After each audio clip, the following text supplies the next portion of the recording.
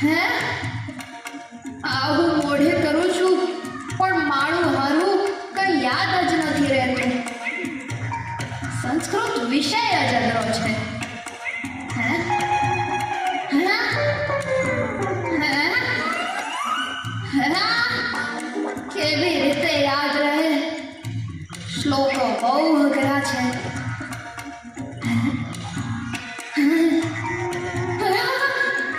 કેવી રીતે યાદ રહે? મારાથી આટલું બધું કેવી રીતે થાય? એમ વિચારીને વરદરાજ છપાક કરીને બેસી ગયો નિરાશાની નદીમાં. આમ ને આમ 10 વર્ષ વીતી ગયા. વરદરાજની હાલત જૈસી થી વૈસી ही રહી. નો પ્રોગ્રેસ, વીક ઝીરો.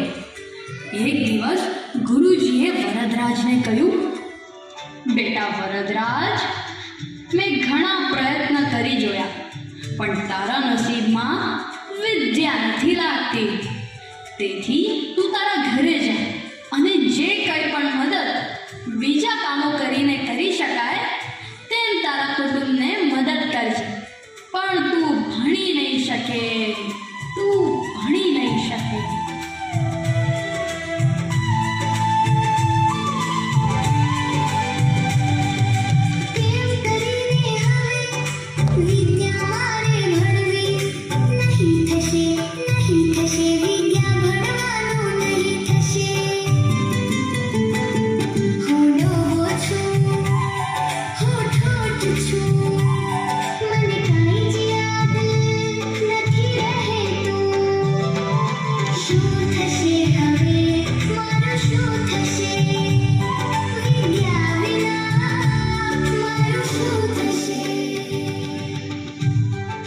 બીજા દિવસે ગુરુજીના આદેશ મુજબ વરદરાજે પોતાનો સામાન બાંધી વાટ પકડી પોતાના વતન ભણી.